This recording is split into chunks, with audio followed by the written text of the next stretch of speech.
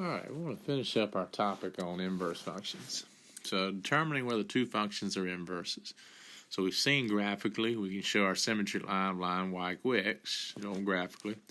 We can also use composition to show, again, this symmetry with y equal x. And it says, let f be a one-to-one function, then g is the inverse function of f if the following conditions are both true.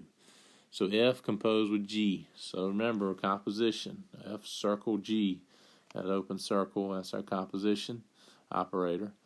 With that said, that means we're going to substitute g into f. As we do that, it says it'll compose to the function of y equal x. If you remember, it's our symmetry line for inverse functions. And it doesn't matter the order. We can do g with f, plug f into g, its composition is x.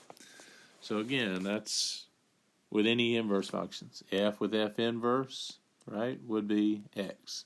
F inverse of x would equal x. So again, that's inverses. Let's show that in an example. In example 8, it says determine if f of x and g of x are inverses, and then find their composition, f circle g of 4. So our f and g inverses. Well, if though, we know that their composition, f composed with g, should equal x. So let's see if it does. So that's going to be equal to f of g of x. If you remember, composition is all about substitution. Let's begin that substitution process. So we're going to go ahead and replace g of x with what it equals. And we evaluate the f function. That means g of x, right, is going into x. So if we take that out, that'll be 2 times x minus 6 over 2 plus 6. Well, if we simplify, the 2's divide out. We get x minus 6 plus 6, which equals x.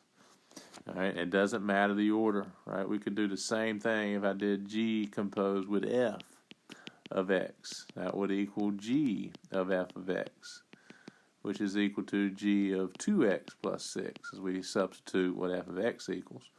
So now the f function is going in over here into g wherever we see x. There's only one x term there in the numerator.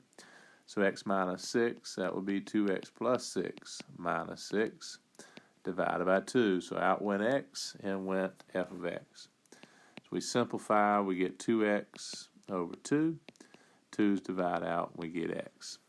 So you see that they are inverses. So that implies f of x and g of x are inverses of each other. With that said, it wants to find f circle g of 4. So let's go do that. We can review composition. Well, if we do that, that's f evaluated with an input of g of 4. So what is g of 4? So g of x, we know g of x is x minus 6. Let's put it right here beside it. X minus 6 over 2, so that'll be 4 minus 6 over 2. Which is negative 2 over 2, or negative 1. So g of 4 is negative 1. What's f of negative 1? That's 2 times negative 1 plus 6, which is negative 2 plus 6, or 4. So f composed with g with input of 4 is 4. And if you remember, f circle g of x will always equal x. So that shows that, right, our composition. So again, as we compose inverses, will always equal the input. And you see that's true there as we worked it.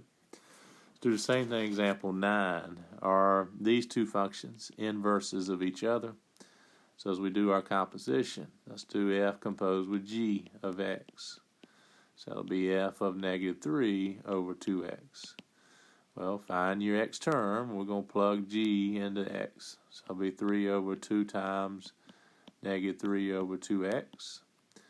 As we simplify, that's 3. Well, the 2's divide out, so this ends up being negative 3 over x. As we multiply by the reciprocal, that's 3 times, well, we clear out the fraction, multiply by the reciprocal of it. So that'll be times negative x over 3, and 3's divide out, and we get negative x. Well, they're not inverses. We can't equal a negative. It's supposed to equal x. So it's not equal to x. It gives me negative x back. So are these inverses of each other? No. That implies they're not inverse functions. All right, their composition did not give us x. Example 10, it says f of x is x plus 3 over 5. Find f of inverse of x. So let's go get that. So looking at our last function here, so f of x, so how do we find the inverse function? Go ahead and state our two relating variables, y equals x plus 3 over 5. Step 2, we're going to interchange x and y. And our third step, we're going to solve for y. So again, a little review of what we've been doing and finding the inverse functions. But our work, again, is finding that function after we find the inverse relationship. So let's solve for y, and to do that, we would need to multiply both sides by 5. Let's go ahead and clear out the fraction. So right now we've got, what, 5x equal to y plus 3. And then we extract 3 on both sides, and we have our inverse function. So what's our inverse function? We end up with y equal to 5x minus 3. So f inverse of x equals 5x minus 3. So there's our inverse function. Now with that said, it then wants us to find f inverse composed of f of negative 13.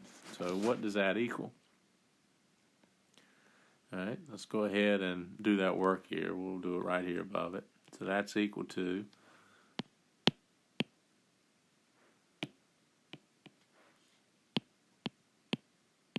so we can get our draw feature back up. I can draw for you. All right, let's see if I can get that back right now.